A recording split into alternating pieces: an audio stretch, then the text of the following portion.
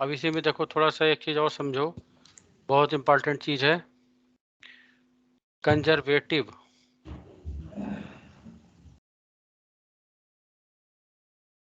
And non conservative force field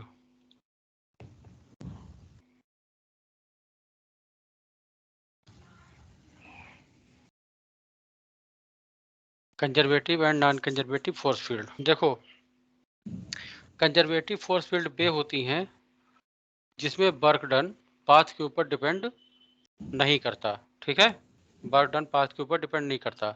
जैसे हम एक एग्जांपल लें, ग्रेविटेशनल फील्ड, ये कंजर्वेटिव फील्ड है। अब जैसे मान लो ये ग्राउंड है और यहां से हमने एक बॉडी को लिया, ये कोई बॉडी है,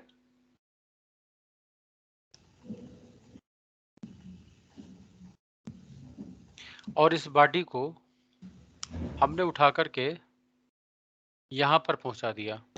और अगर हम इसकी हाइट को यहां से लेकर यहां तक, ये जो हाइट है, अगर हम इसको ये मान लें, तो देखो इसके अगर हम डिस्प्लेसमेंट की बात करें तो हम ये कह सकते हैं कि इसका डिस्प्लेसमेंट ये और ये इस तरीके से हुआ है।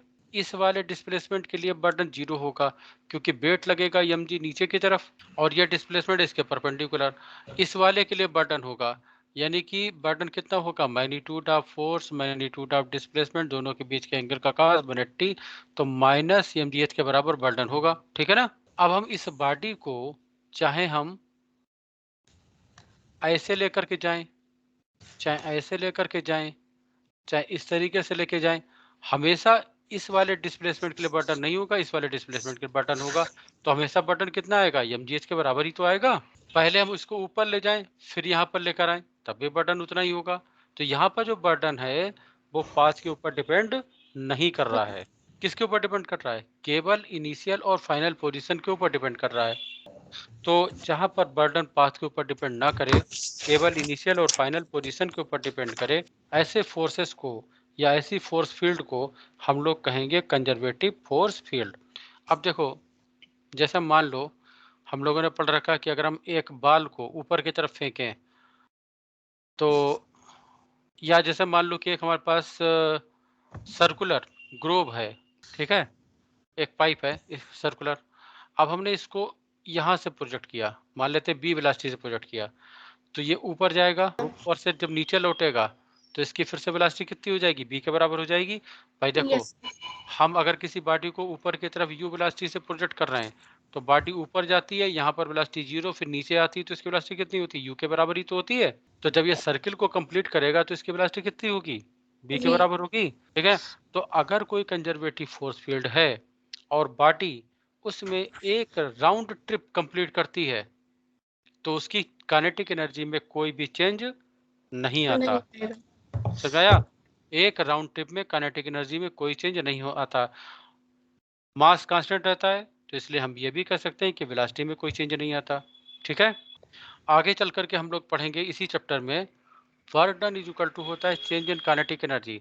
तो एक राउंड ट्रिप में अगर काइनेटिक एनर्जी की वैल्यू 0 आ रही है तो इसका मतलब एक राउंड ट्रिप में वर्क डन कितना होगा, 0। Work done in completing one round trip in conservative force field is equal to 0। तो मोटी मोटी बात समझो कि कंजर्वेटिव फोर्स फील्ड वे होती हैं जिसमें बर्डन पाथ के ऊपर डिपेंड नहीं करता है, इनिशियल और फाइनल पोजीशन के ऊपर डिपेंड करता है। एक कंप्लीट राउंड ट्रिप में बर्डन की वैल्यू 0 होगी, एक कंप्लीट राउंड ट्रिप में वेलोसिटी चेंज नहीं होगी, काइनेटिक एनर्जी की वैल्यू भी कांस्टेंट रहेगी। ग्रेविटेशनल फील्ड, इलेक्ट्रोस्टैटिक फील्ड, ये इसके एग्जाम्पल है कंजर्वेटिव फोर्स फील्ड के। ठीक है, यस सर। अब एक चीज और समझो, जितने भी सेंट्रल फोर्स होते हैं, सेंट्रल फोर्स, जितने भी सेंट्रल फोर्स होते हैं, सेंट्रल फोर्स का मतलब होता है सेंटर सीकिंग, जो सेंटर की तरफ लगे। जैसे मान लो ये अर्थ है और ये मून है, ये मून है, ये अर्थ है, इन दोनों के बीच में ग्रेविटेशनल अट्रैक्शन फोर्स लगता है। Yes sir. देखो जी, टुवर्ड द सेंटर लग रहा है। हाँ sir.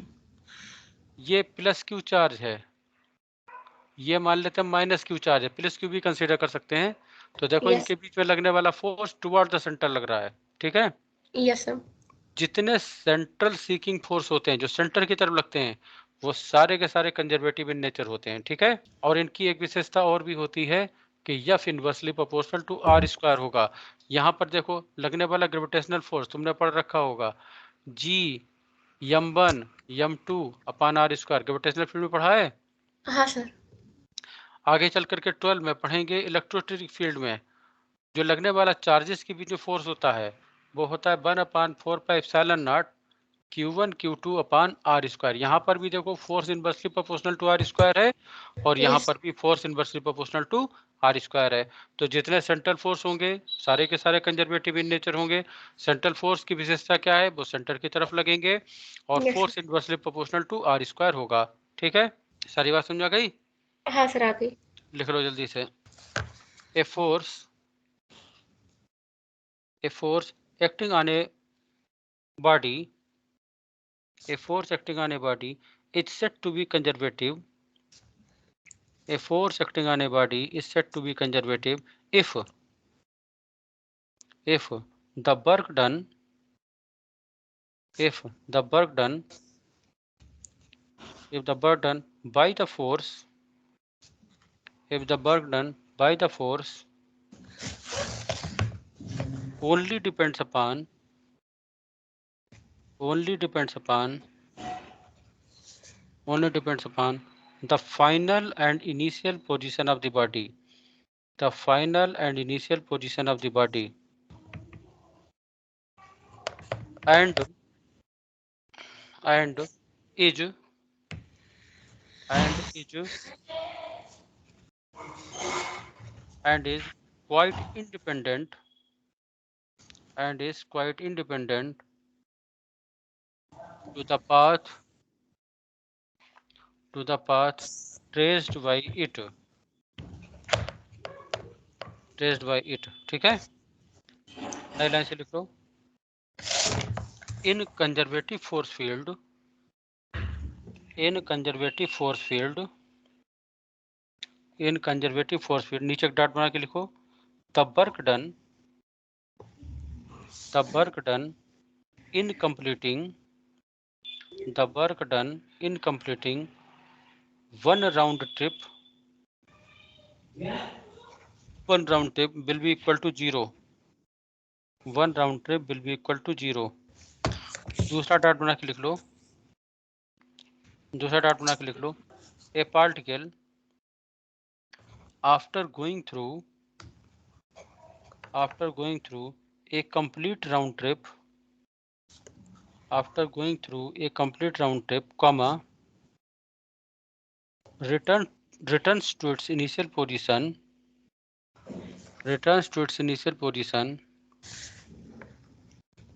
with same kinetic energy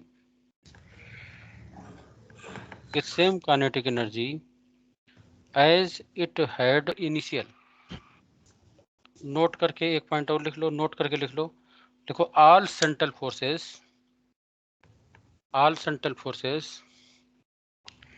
bracket में लिख लो। ग्रेविटेशन।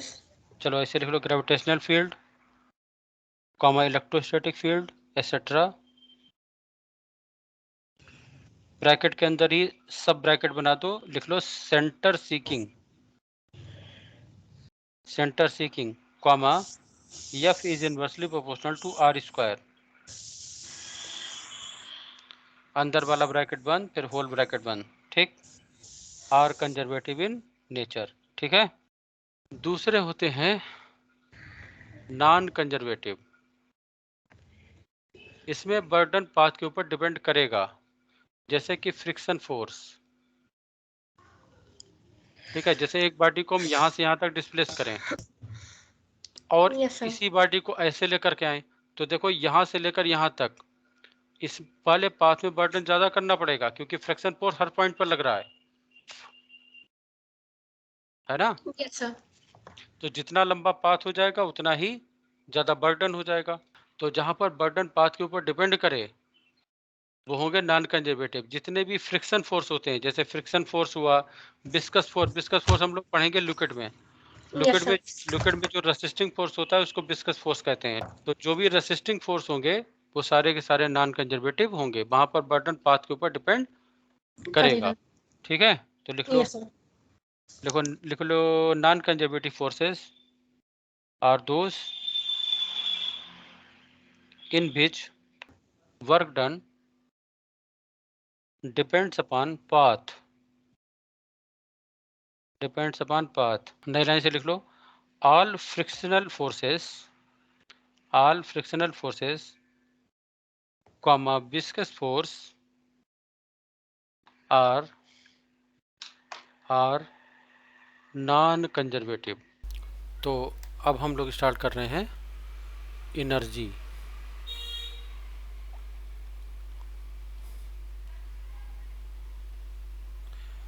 पहले थोड़ा सा लिख लो, फिर बाद में डिस्कस करते हैं।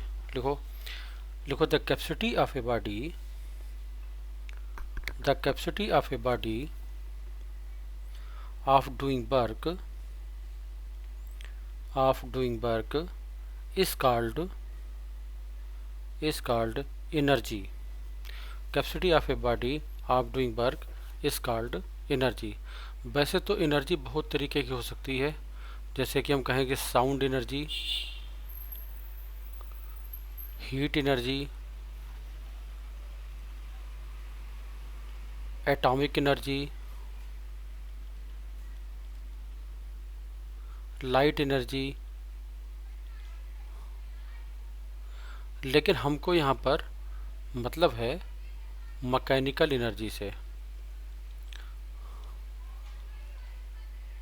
और मैकेनिकल एनर्जी दो टाइप की हो सकती हैं। एक को हम लोग कहेंगे काइनेटिक एनर्जी और दूसरे को कहेंगे पोटेंशियल एनर्जी। एक एक करके हम लोग डिस्कस करते हैं। सबसे पहले देखिए काइनेटिक एनर्जी। पहले लिख लीजिए, the capacity of a body, of doing work by virtue of its motion, is called kinetic energy। अब जैसे मान लेते हैं कि हमारे पास एक बॉडी है और ये कुछ वेलोसिटी से मूव कर रही है, मान लेते हैं v वेलोसिटी से मूव कर रही है। यहाँ से यहाँ तक स्मूथ सरफेस है और उसके बाद फ्रिक्शन स्टार्ट हो जाता है। तो जब ये बॉडी फ्रिक्शन वाले सरफेस पर पहुंचेगी तो इस पर अपोजिट डायरेक्शन में एक फ्रिक्शन फोर्स लगेगा, जिसको हम कह सकते हैं काइनेटिक फ्रिक्शन।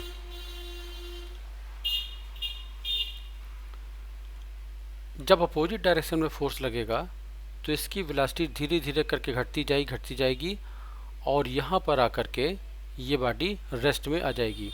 यहाँ से फ्रिक्शन फोर्स लगना स्टार्ट हुआ था, यहाँ पर इसकी फाइनल वेलोसिटी 0। यहाँ से लेकर के यहाँ तक अगर हम इसका डिस्प्लेसमेंट यस मान लें तो जो वर्क डन होगा that will be equal to F into यस, फोर्स इंटू डिस्प्लेसमेंट। इसका मतलब ये हुआ कि यहाँ पर kinetic energy is converted into work. इसका मतलब जो मूविंग बॉडी है उसके पास वर्क करने की कुछ कैपेसिटी है, कुछ क्षमता है, तो इस क्षमता को हम लोग कहेंगे kinetic energy. Kinetic energy K is equal to होता है हाफ mv²। यहाँ पर देखो m जो है मास है, मास ऑफ द बॉडी, तो जो कि हमेशा पॉजिटिव रहता है, मास कभी निगेटिव हो नहीं सकता। वेलोसिटी निगेटिव हो सकती है मगर स्क्वायर लगा हुआ है तो ये भी यस। वैल्यू पॉजिटिव होगी। तो इसका मतलब ये हुआ कि जो काइनेटिक एनर्जी है उसकी वैल्यू कभी भी निगेटिव नहीं हो सकती, हमेशा पॉजिटिव रहेगी। तो नीचे एक डॉट बना करके लिख लो, देखो काइनेटिक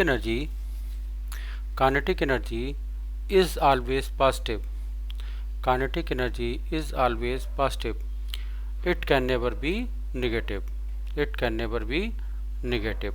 ठीक है, अब आगे बढ़ते हैं। मान लेते हैं हमारे पास एक वैन है और ये वैन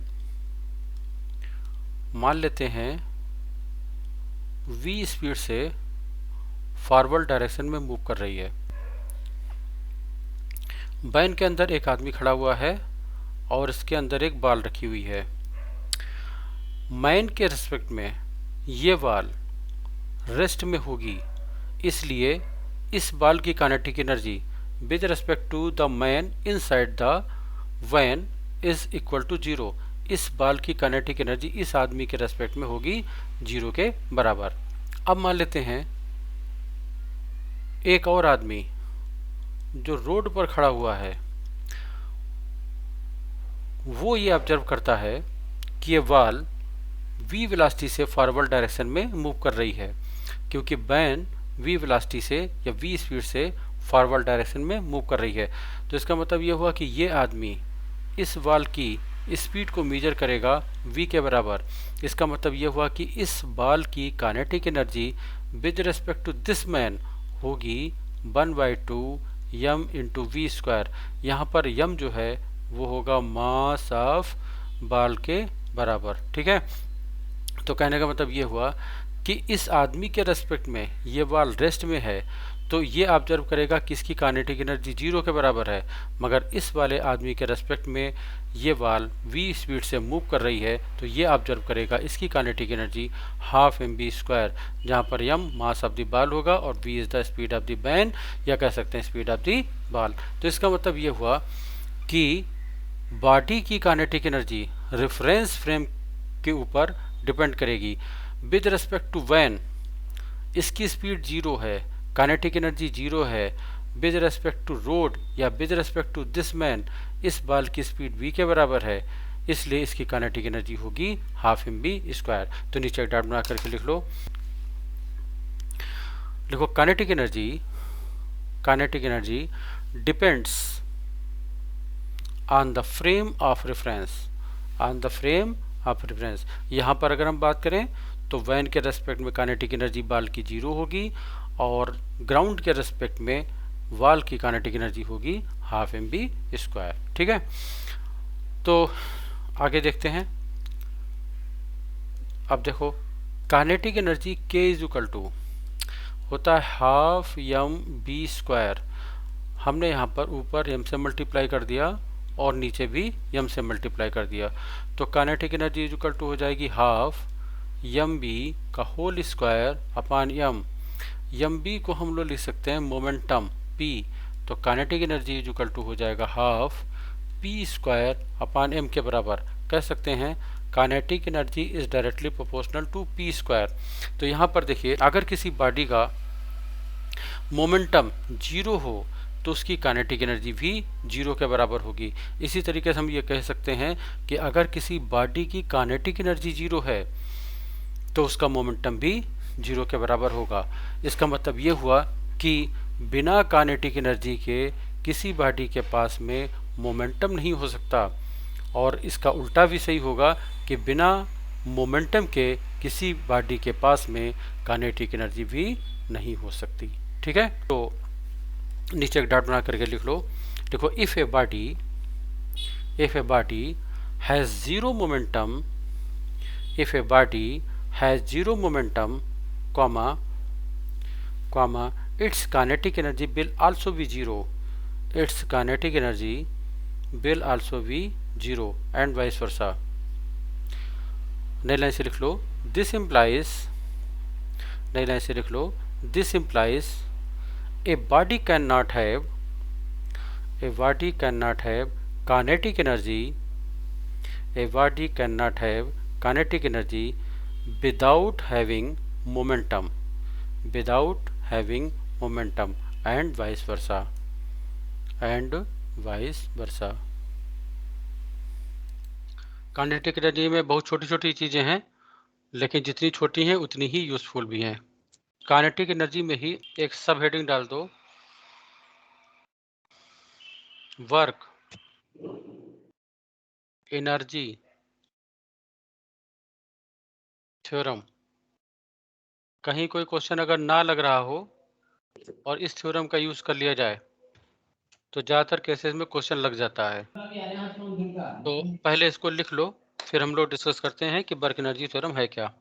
लिखो, the work done by all kind of forces, by all kind of forces. तो ऑल काइंड का मतलब हो गया, ब्रैकेट में लिख लो, चाहे वो एक्सटर्नल फोर्स हो, चाहे इंटरनल फोर्स हो, चाहे कंजर्वेटिव हो, चाहे नॉन कंजर्वेटिव हो, स्यूडो फोर्स हो, ठीक है, किसी भी Yes. तरीके का फोर्स हो। ब्रैकेट बंद, work done by all kind of forces, bracket बंद, is equal to the change in kinetic energy of the body oblique system, of the body oblique system। अगर एक है बॉडी तो उसको बॉडी कहेंगे, एक से ज्यादा है तो सिस्टम। System. तो W is equal to change in kinetic energy, ये हमारा रिलेशन बनेगा। चलिए अब इसको जरा हम लोग ड्राइव करके भी देख लेते हैं। तो सपोज कर लेते हैं कि हमारे पास एक बॉडी है,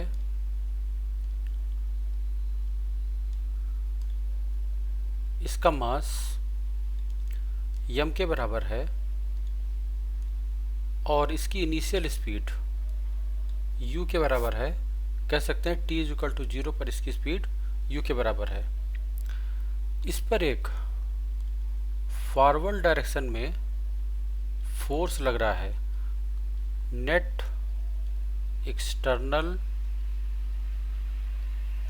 फोर्स हमने F के बराबर मान लिया है।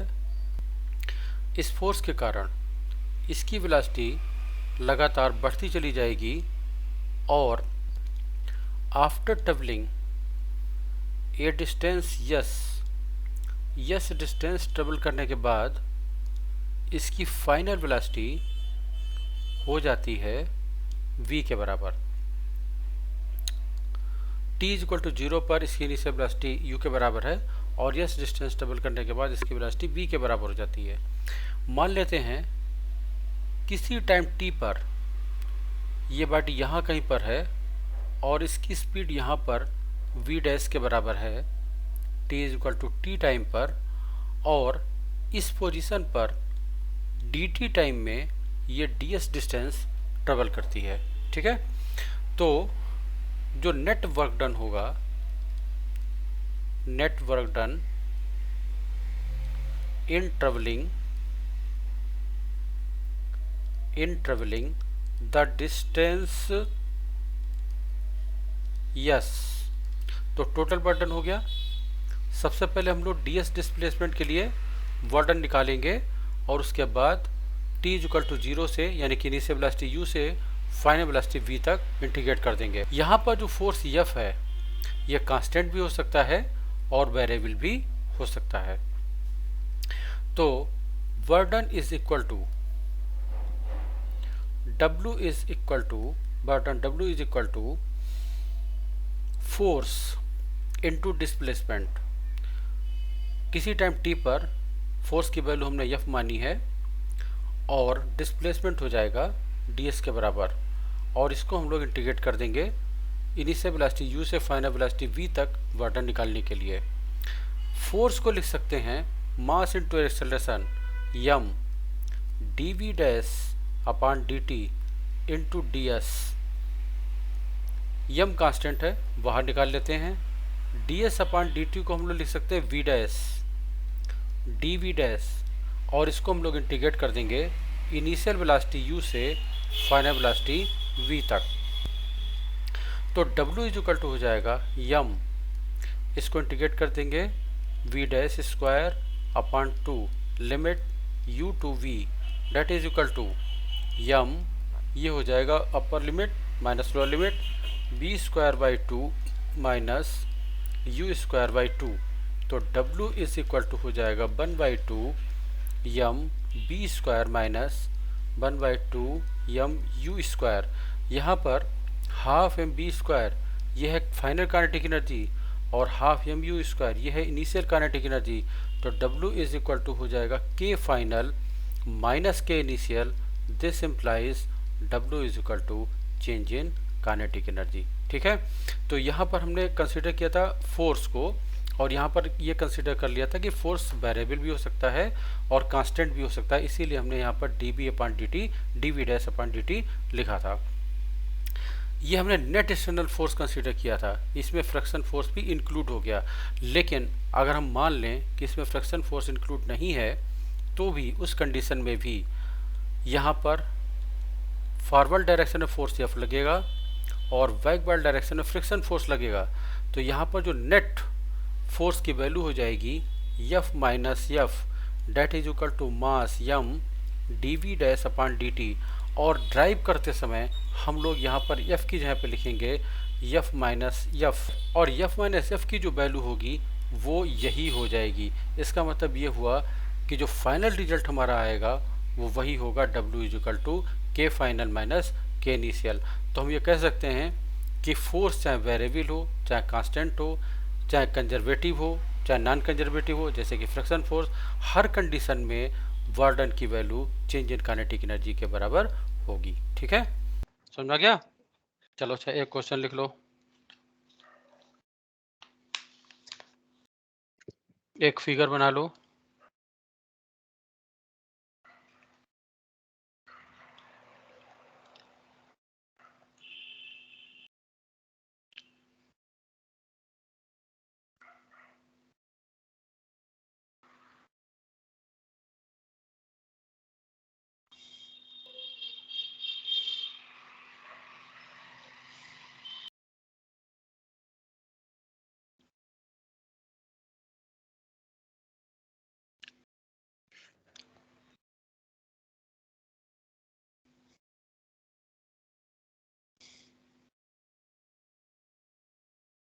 फिगर बना लो। यहाँ पर x इज इक्वल टू 0, यहाँ पर x is equal to 4, x is equal to 8, x is equal to 12। इसके करस्पॉन्डिंग जो वैल्यू है वो है 10 न्यूटन। इस एक्सिस पर हमने लिया है force.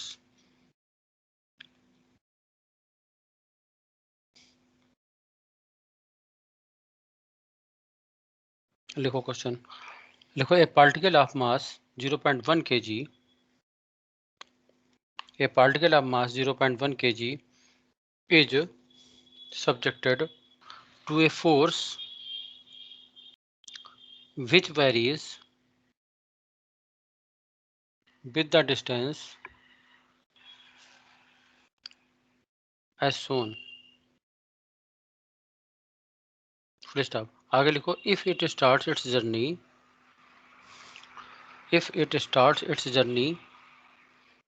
from rest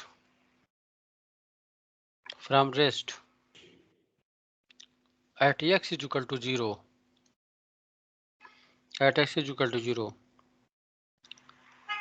then its velocity at x is equal to 12 meter is option first 0 meter per second, option second 20√2 meter per second, option third 20√3 meter per second, option 4 40 meter per second। तो चलिए देखते हैं question को। देखिए, a particle of mass 0.1 kg, तो यहाँ पर m is equal to दे रखा है 0.1 kg is subjected to a force which varies with the distance as shown. Force जो है वो इस कर्व के अकॉर्डिंग वेरी कर रहा है। x इज इक्वल टू 0 से 4 तक लिनियरली राइज करता है 10 न्यूटन तक। फिर x इज इक्वल टू 4 से x इज इक्वल टू 8 तक इसकी वैल्यू कांस्टेंट बनी रहती है 10 न्यूटन के बराबर। और उसके बाद x इज इक्वल टू 8 से x इज इक्वल टू 12 तक ये फोर्स लिनियरली फॉल करता है एंड फाइनली इट बिकम 0। तो ये फोर्स का कर्व हो गया।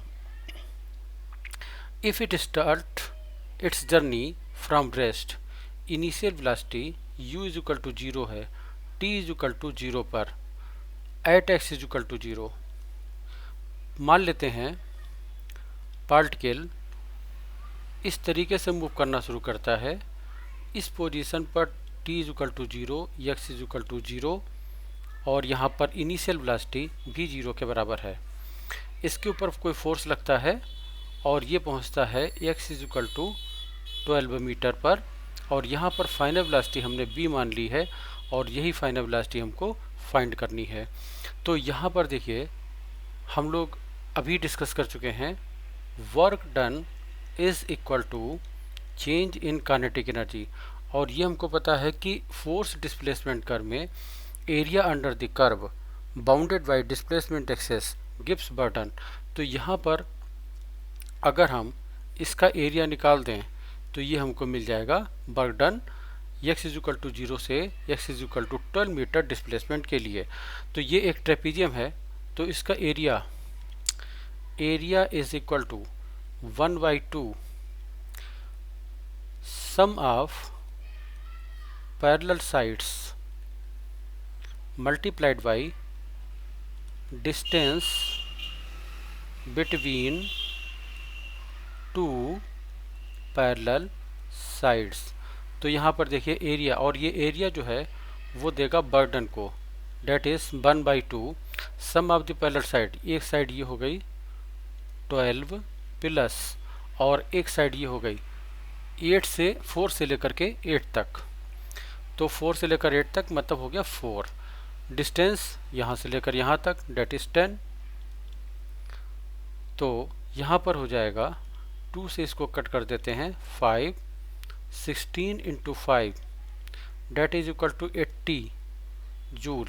यहाँ से लेकर यहाँ तक इतना बर्डन हुआ 80 जूल के बराबर। अब यहाँ पर देखिए बर्डन हो गया 80 joule. Final kinetic energy half m v square minus half m u square. 80 is equal to 1/2, mass को हम लोग कॉमन ले लेते हैं 0.1, v स्क्वायर हमको फाइनल पता करना है, फाइनल वेलोसिटी है, इनिशियल वेलोसिटी 0। तो ये हो जाएगा v square is equal to 80 into 2 upon 0.1, this is equal to 80 into 20। तो ये हो जाएगा 1600 v स्क्वायर। तो v इज इक्वल टू हो जाएगा 40 मीटर पर सेकेंड और यही हम लोगों का होगा आंसर। तो फाइनल वेलोसिटी होगी 40 मीटर पर सेकेंड। ठीक है, कॉपी कर लो।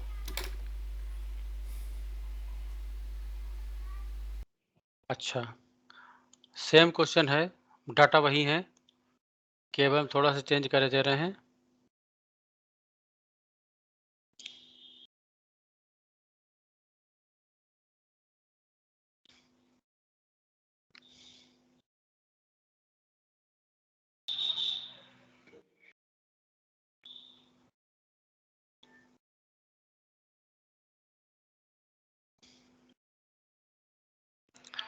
अब की बार फिगर ये है और यहाँ पर -10 न्यूटन। क्वेश्चन वही है, सारे डाटा वही हैं। येलो वाला हमारा ये कर्व है।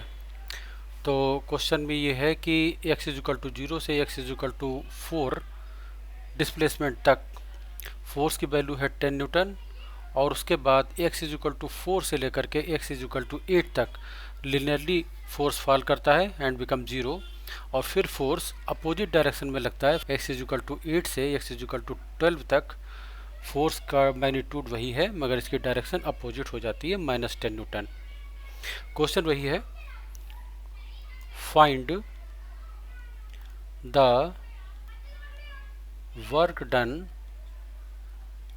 For displacement x is equal to 0 to x is equal to 12 metre. x is equal to 0 to x is equal to 12 metre. तो यहाँ पर भी work done is equal to change in kinetic energy. तो हमको यहाँ पर work done निकालना पड़ेगा। ये रेक्टेंगल है, इसका एरिया प्लस इसका एरिया, और उसमें से सब्ट्रैक्ट करना पड़ेगा इस वाले एरिया को। तो ये ट्रेपेजियम बन रहा है, या तो ट्रेपेजियम के का एरिया भी निकाल सकते हैं और रेक्टेंगल प्लस ट्रेंगल का भी एरिया निकाल सकते हैं। तो यहाँ पर देखिए, वर्क डन, एरिया रिप्रेजेंट करेगा वर्क डन को, तो एरिया इज इक्वल टू हो जाएगा area of this rectangle length into breadth 4 multiplied by 10 plus area of this triangle 1/2 base है 4 to 8 यानी कि 4, और हाइट हो जाएगी 10 प्लस इसका एरिया 1/2 बेस 8 to 12 यानी कि 4, और हाइट -10। तो ये हो जाएगा 40। एरिया रिप्रेजेंट करेगा बर्डन को, तो work done W is equal to 40 plus 1/2 4 multiplied by 10 minus 1/2 4 multiplied by 10, ये इससे कैंसिल आउट हो जाएगा। तो बर्डन आएगा यहाँ पर 40 जूल। अब हमको निकालनी है फाइनल वेलोसिटी, तो W इज इक्वल टू हो जाएगा 40, दैट इज इक्वल टू 1/2, मास है 0.1 के बराबर, फाइनल वेलोसिटी v² एज्यूम की है, माइनस इनिशियल वेलोसिटी 0 है, इसलिए काइनेटिक एनर्जी भी 0 के बराबर होगी। तो v² इज इक्वल टू हो जाएगा 40 multiplied by 2 upon 0.1, that is equal to 40 multiplied by 20 v²। इसको हम इस तरीके से भी लिख सकते हैं, v² is equal to 4 multiplied by 2 multiplied by 100। v is equal to 4 का अंडर रूट 2, 2 का अंडर रूट 2, 100 का 10, तो v इज इक्वल टू हो जाएगा 20√2 मीटर पर सेकेंड। तो ये हो जाएगी फाइनल वेलोसिटी। ठीक है, कॉपी कर लो। चलो आगे बढ़ते हैं। दूसरा देखो, पोटेंशियल एनर्जी। किसी भी बॉडी के पास में उसकी पोजीशन, कॉन्फ़िगरेशन मतलब अरेंजमेंट और स्टेट ऑफ स्ट्रेन के कारण जो एनर्जी होती है उसको हम लोग पोटेंशियल एनर्जी कहते हैं। पहले लिख लो फिर बताते हैं। लिखो the energy of A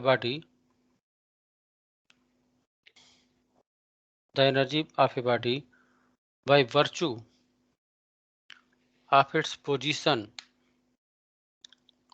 configuration, state of strain is called potential energy. नई लाइन से लिख लो, potential energy is a state function. Potential energy is a state function. State function का मतलब हो गया इंडिपेंडेंट ऑफ द पाथ, मतलब path के ऊपर डिपेंड ना करे। ठीक है, अब देखो, जो पाथ के ऊपर डिपेंडेंट ना हो वो कंजर्वेटिव फोर्स होते हैं। तो इसका मतलब ये हुआ कि पोटेंशियल एनर्जी वो केवल कंजर्वेटिव फोर्स फील्ड में डिफाइंड है, नॉन कंजर्वेटिव फोर्स फील्ड में डिफाइंड नहीं है। जैसे कि ग्रेविटेशनल पोटेंशियल एनर्जी होती है, इलेक्ट्रोस्टैटिक पोटेंशियल एनर्जी होती है, लेकिन फ्रिक्शन पोटेंशियल एनर्जी कभी नहीं होती। ठीक है, तो नई लाइन से लिख लो, it is only defined in conservative force field. तो चलो इसको थोड़ा सा हम लोग समझ लेते हैं। Potential energy is a state function, और स्टेट फंक्शन का मतलब होता है it only depends upon initial and final position of the body and does not depend upon path traced by it. यहाँ पर मान लेते हैं ये ग्राउंड है और यहाँ पर एक बॉडी रखी हुई है। बॉडी का मास यम के बराबर है, नीचे की तरफ वेट लगेगा यम जी के बराबर। इस बॉडी को डिस्प्लेस करके एच हाइट तक लेकर के गए, कुछ वर्डन होगा। Work done is equal to magnitude of force, magnitude of displacement और दोनों के बीच के एंगल का कास। तो यहाँ पर देखिए फोर्स यम जी, डिस्प्लेसमेंट एच। फोर्स लग रहा है नीचे की तरफ, डिस्प्लेसमेंट हुआ है ऊपर की तरफ, तो यहाँ पर हो जाएगा कास बन टी, कास बन टी -1। तो डब्ल्यू इज इक्वल टू हो जाएगा यम जी एच के बराबर। तो यहाँ पर जो वर्क डन है यम जी एच के बराबर, यही वर्क डन स्टोर हो जाएगा in the form of potential energy. आगे चल के हम लोग डिस्कस करेंगे U इज इक्वल टू होता है -W के बराबर। ये माइनस साइन कहाँ से आया, इसको थोड़ा सा रुक करके डिस्कस करेंगे। तो स्टोर्ड पोटेंशियल एनर्जी हो जाएगी एम जी एच के बराबर, यानी कि बर्डन अगर निगेटिव है तो पोटेंशियल एनर्जी होगी पॉजिटिव, और अगर बर्डन पॉजिटिव है तो पोटेंशियल एनर्जी होगी निगेटिव। तो यहाँ पर जो स्टोर्ड एनर्जी है वो हो जाएगी एम जी एच के बराबर। अब अगर मान लेते हैं इसको हम यहाँ पर से रिलीज कर दें तो ये नीचे की तरफ मूव करेगी, और यही पोटेंशियल एनर्जी कह सकते हैं वर्क में या काइनेटिक एनर्जी में कन्वर्ट हो जाएगी। हम लोगों ने डिस्कस किया था कि it is a state function. तो यहाँ पर देखिए अगर हम बॉडी को इस तरीके से लेकर के जाएं, इस तरीके से लेके जाएं, पहले ऊपर लेके जाएं फिर यहाँ पर लेकर आएँ, हर कंडीशन में work done minus m g h के बराबर होगा, और हर कंडीशन में जो स्टोर्ड एनर्जी होगी वो एम जी एच के बराबर होगी। इसका मतलब ये पाथ के ऊपर डिपेंड नहीं करेगी, केवल इनिशियल और फाइनल पोजीशन के ऊपर डिपेंड करेगी। ठीक है, एक चीज़ और समझने की कोशिश करते हैं। देखिए जैसे मान लेते हैं ये ग्राउंड है और यहाँ पर एक टेबल है, और टेबल की हाइट 2 मीटर के बराबर है, और इस टेबल के ऊपर एक बॉल रखी हुई है, और बॉल को हम ऊपर की तरफ लेकर जाते हैं। मान लेते हैं h is equal to 4 metre. तो बॉल को हम यहाँ से यहाँ तक लेकर गए तो इसके पास स्टोर्ड एनर्जी हो जाएगी U बराबर m g into h, h का मतलब 4। तो इसके पास स्टोर्ड एनर्जी हो जाएगी एम जी इंटू 4 के बराबर। ठीक है, अब अगर हम इसी बॉल को यहाँ से यहाँ तक लेकर के गए होते तो हमारे पास जो स्टोर्ड एनर्जी होती U is equal to m g into 4 + 2 6, यानी कि एम जी इंटू 6 के बराबर। तो देखिए इस फ्रेम ऑफ रेफरेंस के रेस्पेक्ट में स्टोर्ड एनर्जी है 4 mg के बराबर, और इसके रेस्पेक्ट में है 6 mg के बराबर। इसका मतलब ये हुआ कि potential energy frame of reference के ऊपर डिपेंड करेगी। ठीक है, तो नीचे एक डॉट बना के लिख लो, नीचे एक डॉट बना के लिख लो, potential energy depends on frame of reference, depends on frame of reference. ठीक है, अब एक चीज और देखते हैं। हमने इस लेवल को रेफरेंस फ्रेम मान लिया है।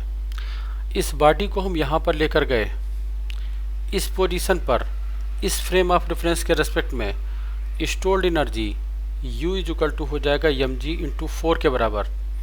इस बॉडी की इस फ्रेम ऑफ रेफरेंस के रेस्पेक्ट में यहाँ पर पोटेंशियल एनर्जी होगी 0, क्योंकि हाइट 0 के बराबर है।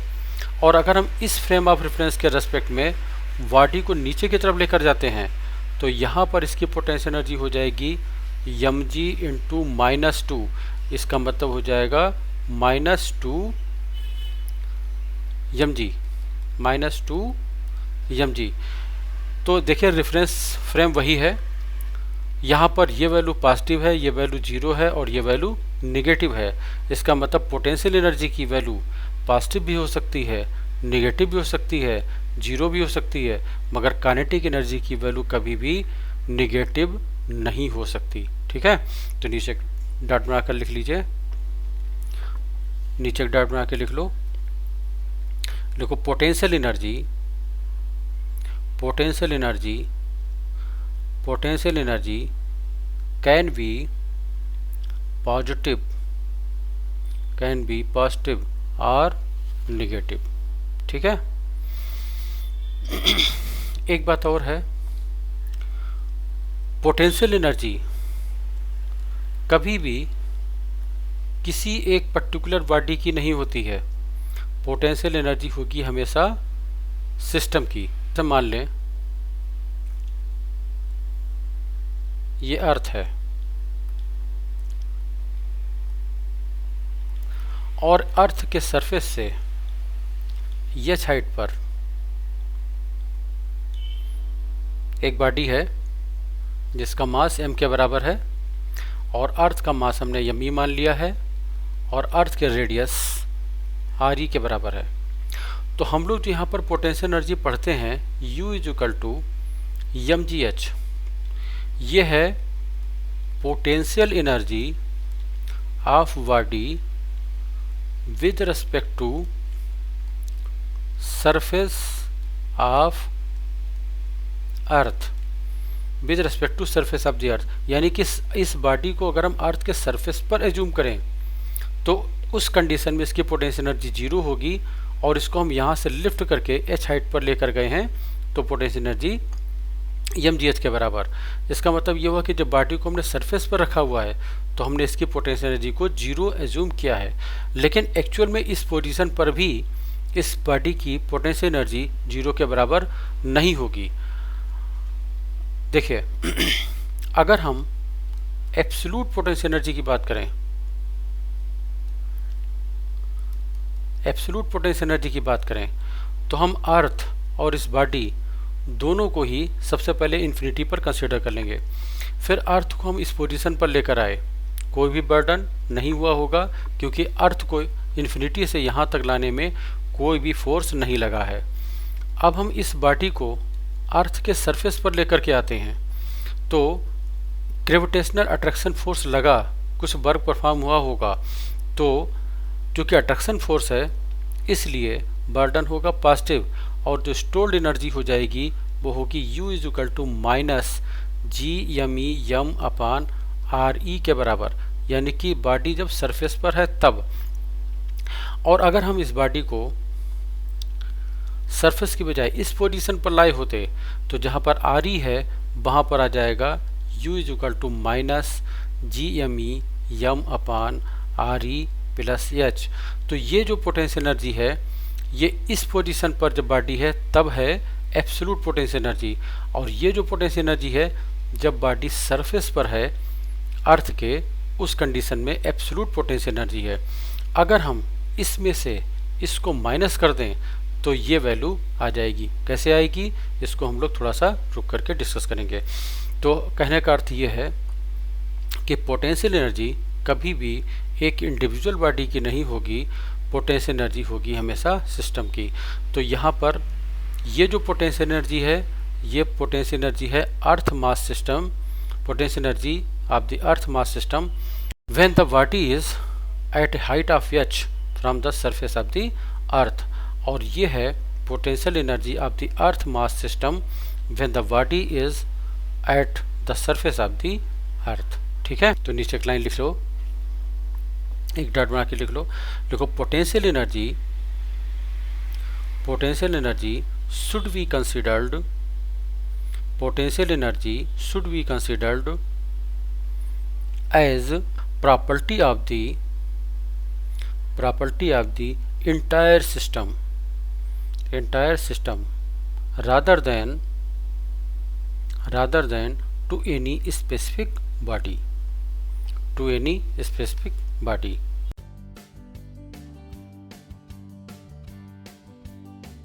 कोई भी सपना साकार करने के लिए सबसे जरूरी है सही कोच का होना। चुनिए ज़ोरू इंडिया फिजिक्स ऐप को और करें अपने नीट जेईई का सपना साकार। Download the app now.